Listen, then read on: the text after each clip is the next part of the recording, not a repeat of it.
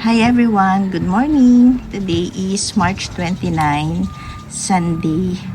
At may gusto akong ipakita sa inyo. Pero bago yon, welcome to my succulent garden. Ito si foie gras. Ayan, nakikita ninyo na stress na siya. Ang ganda ng kulay niya. Oh. Dalawang pot ito eh. Ito yung isa. Galing kay Balangabang Succulent Bouquet. Ito naman galing kay Ma'am Lynn. Kakadilig ko lang kagabi.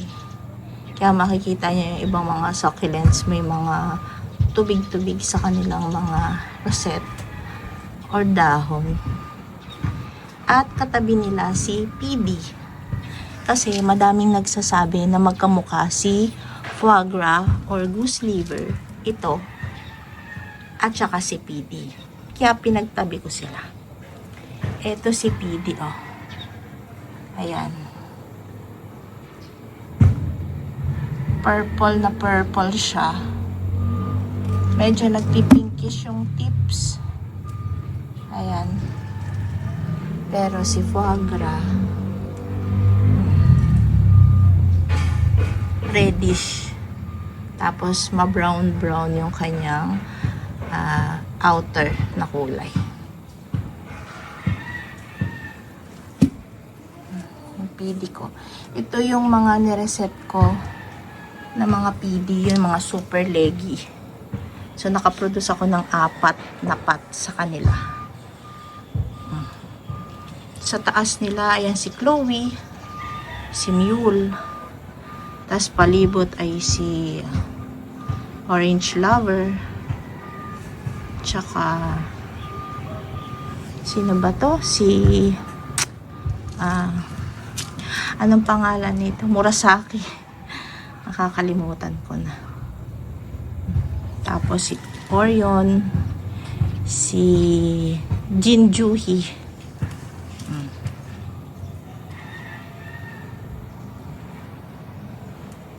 Tapos yung mga agaboides, ayan, crested, ang ganda, oh. Crested agaboides. So, kaya ako vinlog para makita yung kanilang pagkakaiba, malapitan.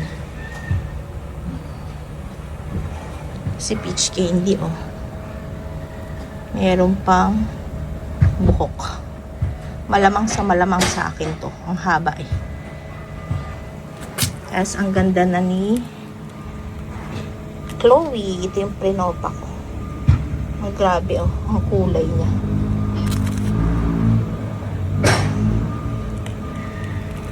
Si Missing You. Dami ng babies niyan sa stem ko. Ang liit lang nitong Missing You ko dati. Dalawa to eh. Kay Ma'am Joyce galing. So, may 1 taon na to. At, inubuan na siya ng babies. Katabi niya si Pink Tinkerbell. Tapos si Nuda.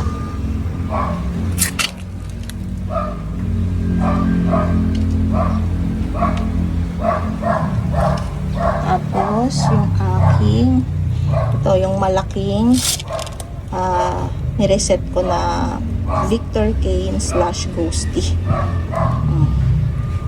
Ayan siya. Tapos, ito yung mga Luella na through leaf propagation. Nagsisilakihan na. Ang hirap makabuhay ng leaf propa. Malalaman mo naman na leaf propa kasi ayan o, may mga clump tulad niyan. So, pag leaf propagation, madalas kasi nagkakaroon ng ganito. Crested or clumping, twin heads, ganyan. Madalas pagka leaf propa, ganun. Tapos, ito si Ghosty na pink. Pink pa rin siya. Si Peach Candy.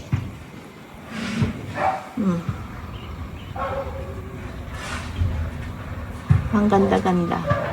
Ang ganda ni Chloe, oh. Ilagay ko siya dyan. Katabi niya si Pink Rose. Ganda ni Pink Rose. Ganda ng kulay niya. Si PD. As lumalaki na rin itong maliit na to. Kala ko nga hindi yan lalaki eh. Forever na maliit. Pero hinayaan ko lang.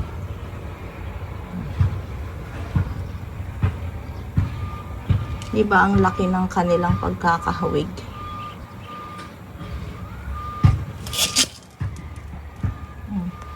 Sobrang tingkad ng kulay niya. Ito si Victor King to eh. Ito yung cuttings ko ng Victor King last year. Pinagpupugot ko. Grabe to oh. Ang crested eh. Meron siyang crested, tapos meron siyang, ayan, rosette.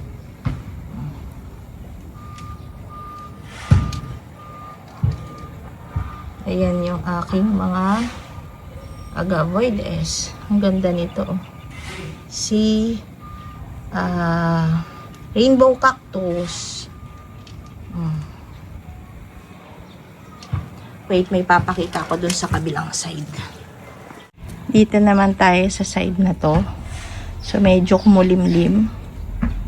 Ito si cheesecake. Ang ganda niya, oh. Yan, sumisikat na naman ang araw. Mainit na naman dito. Pero grabe yung kulay niya. Meron akong cheesecake na nabili ko dati kay Ma'am Joyce. Super lush. Nandito pa rin naman siya. Buhay pa naman. Pero hindi ganito kakulay. Ito kasi cuttings from import kay Ma'am Lynn. Ang ganda. Tapos ito, ang ganda oh. Crested Gandoris.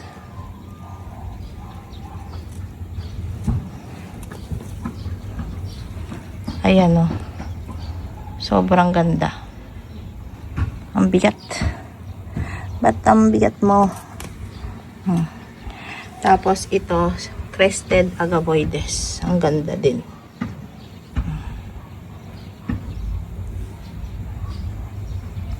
Ayan yung mga agavoides ko. Si hybrid Ellen. May mga dry leaves oh.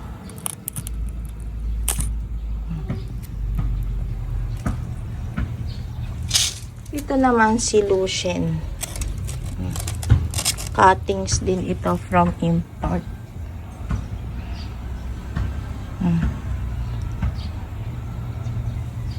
Parang nabili ko to 85 pesos. Sana dumami.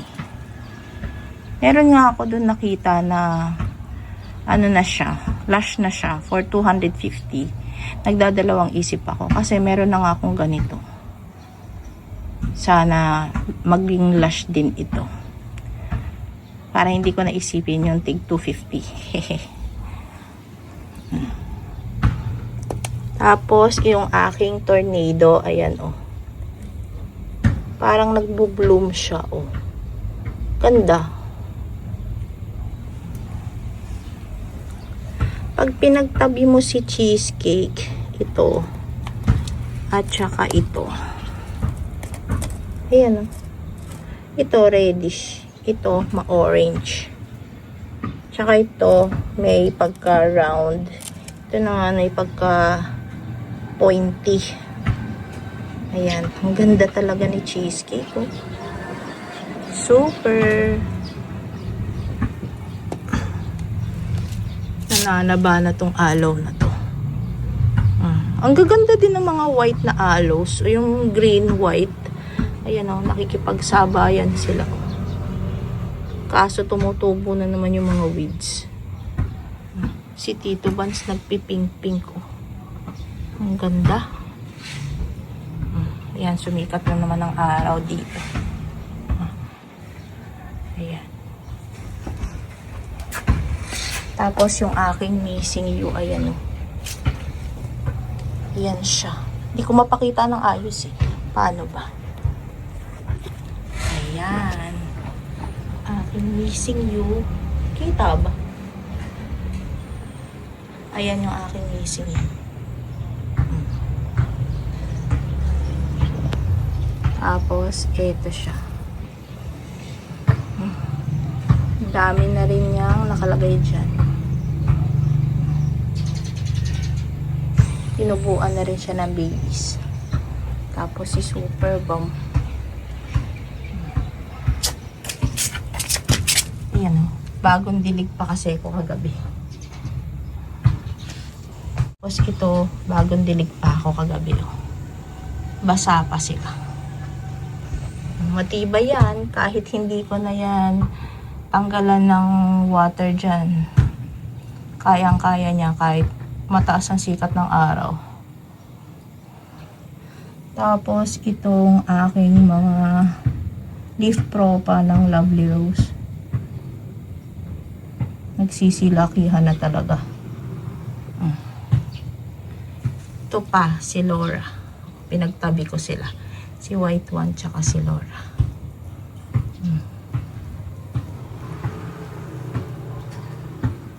Si Rose Cabbage. Oh.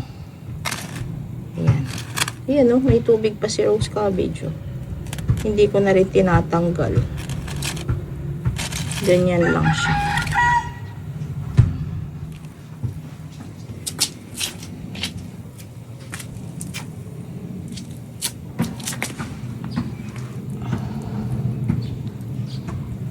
Si Purple Haze. Yan si Purple Haze. Ang laki. Ang laki ng dahon. Yan, dito naman ako sa side na to. Iba't ibang angulo. Yan ang aking view mula dito sa aking pinauupuan. Halos kita silang lahat. Yan.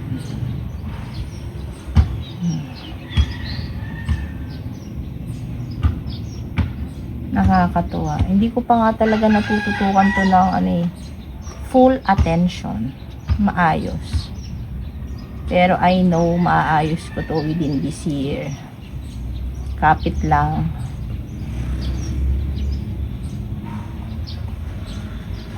Natutuwa ako sa kanila. Grabe, ang gaganda talaga ng mga succulents. Ang cute. Parang gusto kong dagdagan si Rainbow Cactus. Gusto ko yung form ng isa. Ang cute. Ang cute lang niya. Chubby-chubby. Pero gusto ko rin syempre magkaroon ng clumping. Pangarap ko yun eh. Clumping Rainbow Cactus.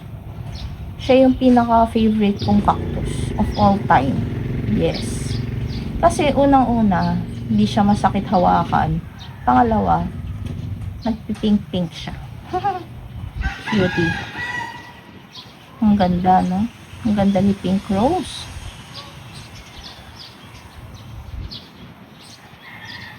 Si Bill Baker. Natutuwa ako sa Bill Baker ko.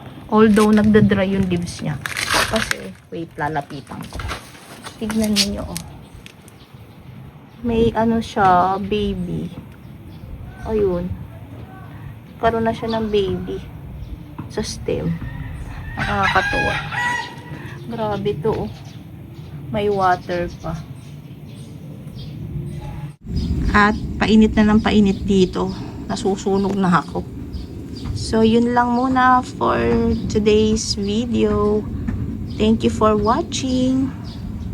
Mula sa aking succulent garden. Happy planting, happy gardening sa ating lahat. Until next time. Ang ganda nito. Ipa-flower. Bye! Crested Gandoris. Ganda niya.